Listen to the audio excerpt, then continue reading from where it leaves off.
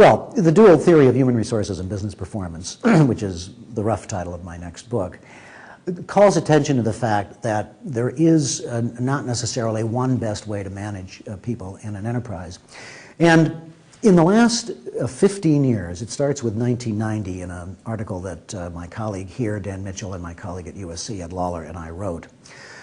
We called attention to the fact that certain human resource management practices seem to have positive associations with or effects on company financial performance, return on investment, revenue growth, revenue per employee, things like that. Those practices have come to be called high involvement human resource practices or high involvement work practices. They include such things as employment continuity, very careful employee selection, targeted hiring, the use of teams and decentralization to get work done, a significant amount of money put into variable pay as opposed to put into just salary or fringe benefits, usually in the form of a profit share or a bonus or a stock grant or a stock option.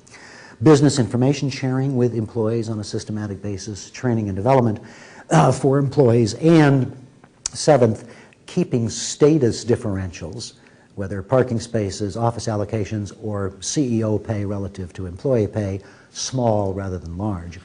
And in the literature, these several practices have been labeled high involvement human resource practices, and a lot of people have been quick to label them best practices. And what I've attempted to show through my statistical analyses is there's another set of practices for some people who work in organizations. I call those low involvement human resource practices. There's not much employment continuity, not much variable pay, selection is not targeted, the work is done individually, largely in teams, little training or development, little business information shared with employees, status differentials don't come into the picture very much, with one exception I'll get to. Those folks, unlike the high involvement folks who are managed as assets where you hope to add value, it costs you money to invest in them, but you can think of it as an internal rate of return on the investment, hence an asset approach. Those in this second group, which I call the peripheral, the first group of the core, the peripheral are managed for one overriding reason, and that's to keep payroll or labor costs down, labor expense control. Part-time employment, temporary employment, contract for very specific periods of employment, movement of some employees to vendors/suppliers, and most particularly outsourcing, leasing or renting employees are the main ways that we see this peripheral employment having taken shape.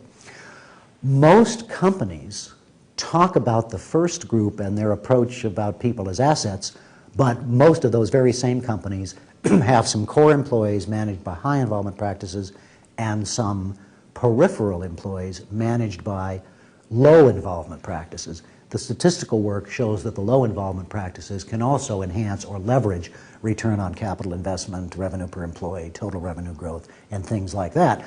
So that the trick may become for many companies determining what the proportion is of people managed through high vis-a-vis low involvement practices rather than being strictly one or the other. In the same work that I've referred to here, I show that about a third of the workforce, the US workforce at least, is employed in a peripheral context and the remainder in a core context. If you go back decade by decade, almost everybody was employed under these traditional core arrangements. One of the most interesting things about this phenomenon is that it isn't just an employer preference, it's an employee preference. If it were just an employer preference, it would meet with a lot of opposition. You wouldn't have seen the growth. But in the last 15, 20 years especially, lots of people prefer to work for outsourcing companies. They get flexibility of diversity of experiences. They're not stuck in one place. A lot of people prefer temporary work versus full-time. A lot of people prefer part-time work. Quite a few prefer to be on contract for a fixed duration and then move on. So you've got a kind of a matching on both sides of the labor market, which helps to explain why this phenomenon has occurred. Tied in with it, of course, is the great amount of offshore outsourcing that companies do, which of course creates employment in other nations. It can decrease employment here, but if the totality of the labor costs are reduced, it reduces product prices, increases the demand for a firm's products or goods, services or goods, and thus that firm starts to add more capital and add more labor. So in the longer term, there should be an employment enhancing effect rather than an employment reducing effect.